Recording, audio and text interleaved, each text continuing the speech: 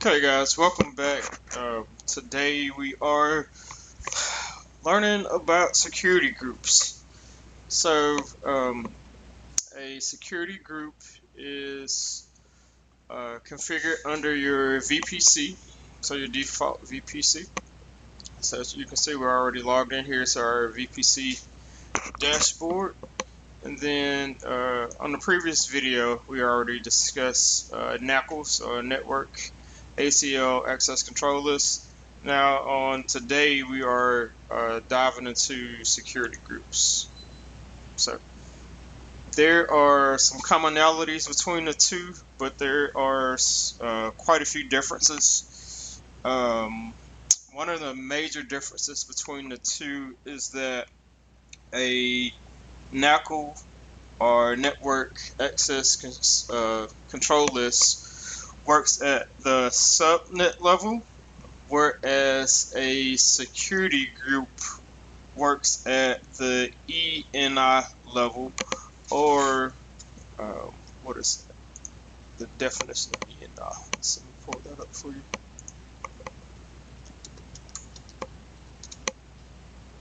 Let's see. So ENI, based off of the documentation here, is a elastic network interface. So it's a networking component in the VPC. Just gives you the breakdown here: primary private IPv4 addresses, one public IPv4 address, one or more IPv6, one or more security groups. So just to give you some background information on that. So to reiterate, the NACL works at the subnet level, and then the security group works at the actual EIN or the resource level.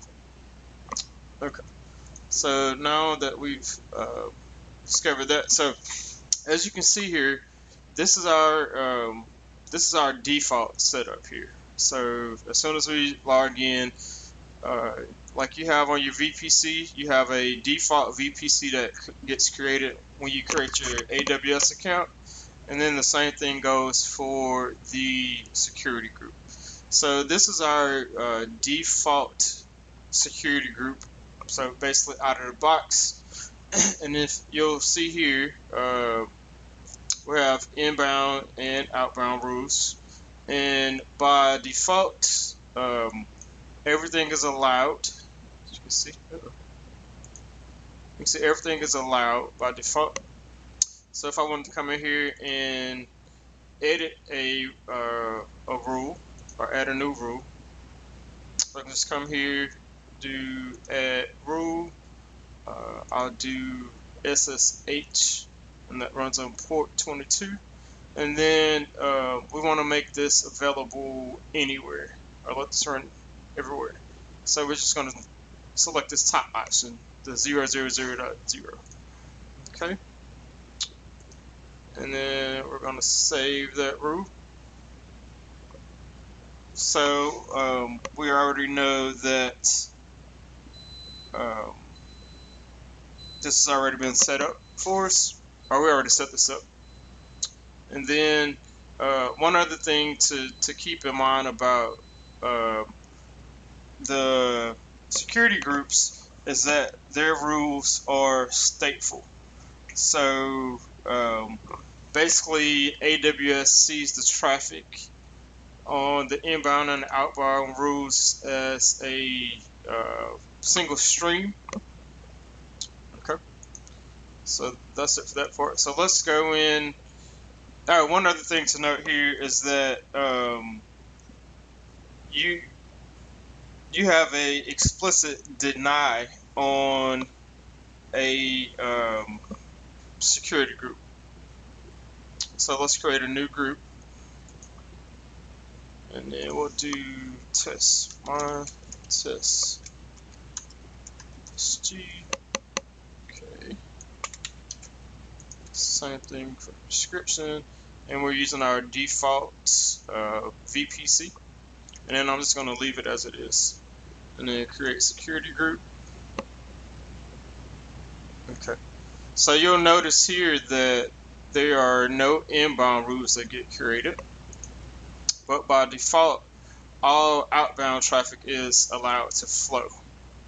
So if we wanted traffic to be able to access one of our resources, because remember we said that security groups work at the resource level and not the subnet level, we would need to come in here and explicitly grant permission for whatever protocol or port we wanted to allow traffic on. But I'm not going to do that now. But just so you can see the difference that with, so if we go back, you'll see this is my default, and basically I added this rule here, so I can go ahead and remove that guy. Let's delete you, and then save. Okay, and then on my custom, so this is my default security group, and then this is my custom security group. On my custom security group, we'll see there's no inbound rules whatsoever, but there is a outbound rule that just says allow all traffic. And then on the default, we have outbound traffic still all allowed, and then the inbound traffic is allowed also. So that's pretty much it. If you, one thing to remember, if you need to, well, two things to remember. Security groups have a hidden explicit deny. That's the first thing.